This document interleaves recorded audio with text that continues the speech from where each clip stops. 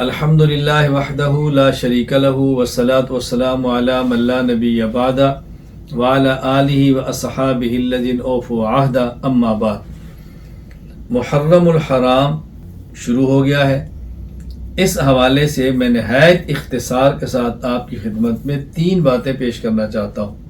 Number 1، اسلامی سال کا آغاز اور اسلامی اعتبار سے سب سے پہلا سال وہ ہے جب رسول اللہ صلی اللہ علیہ وسلم مکہ مکرمہ سے مدینہ منورہ ہجرت کر کے تشریف لے کے۔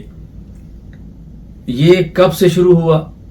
حضرت عمر رضی اللہ تعالیٰ عنہ کے دور خلافت میں حضرت عمر رضی اللہ تعالیٰ عنہ نے صحابہ کرام سے مشورہ کیا کہ ہم سب سے پہلا اسلامی سال کون سا رکھیں اور ہم کہاں سے اپنے اسلامی سال کی تاریخ کا آغاز کریں۔ ایک رائے کہ رسول اکرم صلی اللہ علیہ وسلم کی جو ولادت کا سال ہے اس کو پہلا سال قرار دیں۔ ایک رائے رسول اللہ صلی اللہ علیہ وسلم نے اعلان نبوت فرمایا بعثت نبی، اس کو پہلا سال قرار دیں۔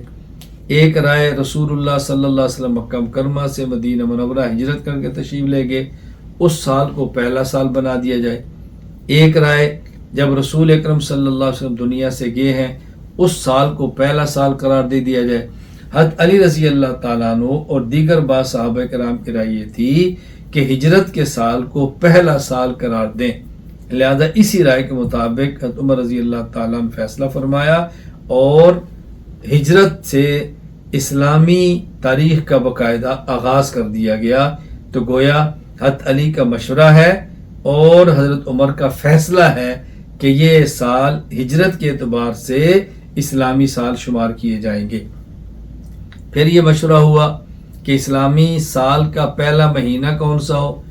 حضرت عثمان غنی رضی اللہ تعالیٰ عنہ رائے دی کہ پہلا مہینہ محرم کا ہونا چاہیے، ایک اس وجہ سے کہ عرب کے اندر دستور یہ ہے، بلا ضرورت اس کو بدلنے کی ضرورت نہیں ہے۔ نمبر 2، حج کے بعد لوگ واپس آ جاتے ہیں اور محرم الحرام سے زندگی کا آغاز ہو جاتا ہے تو بہتر ہے۔ تو یہی طے کر دیا گیا کہ اسلامی سال کا پہلا مہینہ محرم کا ہوگا۔ یہ رائے حضرت عثمان غنی کی ہے اور فیصلہ حضرت عمر رضی اللہ تعالیٰ عنہ کا ہے، اور یہ 2 باتیں وہ ہیں کہ جن کو تمام صحابہ کرام نے متفقہ طور پر مانا اور آج تک اسی پر عمل ہو رہا ہے۔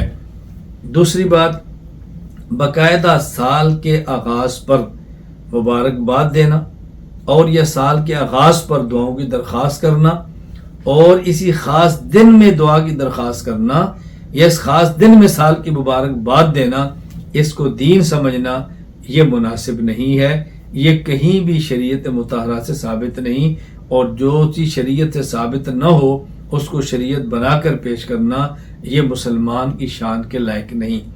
اور تیسری بات، یکم محرم حضرت فاروق اعظم رضی اللہ تعالیٰ عنہ کی شہادت کا دن ہے۔ حضرت فاروق اعظم رضی اللہ تعالیٰ عنہ رسول اللہ صلی اللہ علیہ وسلم کے سسر ہیں۔